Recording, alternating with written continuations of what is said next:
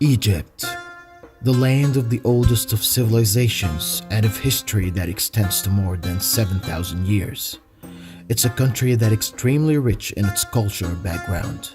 But not only that, Egypt is also home of the youngest of populations of the modern day world and has always served as a linkage between the East and the West.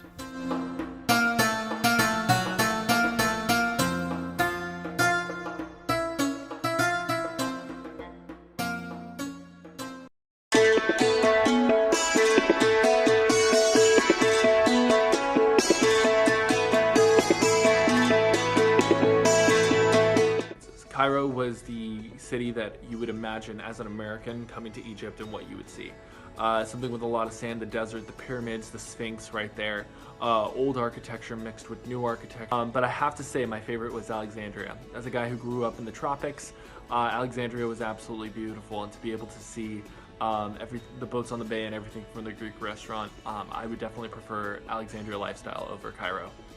My first thoughts of Cairo, I knew it would be in like a desert-like place, but I had never realized what a desert town would be.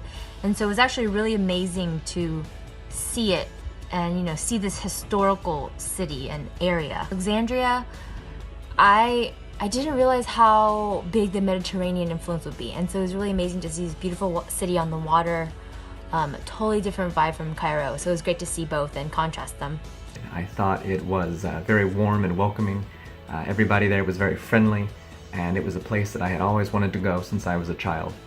So I was very pleased to be there, and I really had no complaints. It was extremely unique, full of culture, and the history just blew me away. It speaks for itself. It's really fun and really sociable and fast-paced, which really surprised me.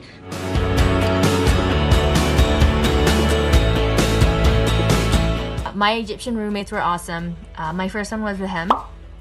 And, we talked about everything, fashion, shopping, love. And then my second roommate was Mena. And, Mena, it was really great because she's a journalist. And so I was kind of learning about what it was like to be a journalist. My first Egyptian roommate was Ibrahim. I loved being able to room with him. He was very hospitable. He already had gifts prepared for me before he even knew who I was. And it was very interesting just being able to relate to him, talk to him, and even see him be able to pray every day. And he was very meticulous and very religious about it, and I think we were both respectable of both of our traditions. I had Amr Sita as my roommate, and we really connected. In fact, it was one of the most valuable parts of the trip to me. We would stay up late speaking about our lives, our childhood, growing up in our respective countries, and finding areas of commonality that surprised me, and I know surprised him. My roommate was Ali, and he was one of the most kindest human beings I have ever met. I hadn't known him for 2 hours, and he was already trying to carry my suitcase to our hotel room. I told him that's unacceptable, and he did it anyway. Egyptian food was so good. I definitely overate. I really liked how on the bus we had things, I think they're called like chutis.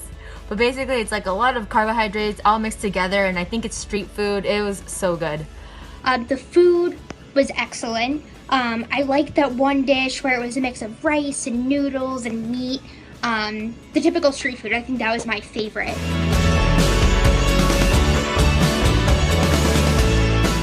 I would definitely visit Egypt again. Oh my gosh, I would definitely visit Egypt again. Absolutely, easy answer there. I definitely want to visit Egypt again. I'd love to visit Egypt again. In fact, I don't think I could get back soon enough.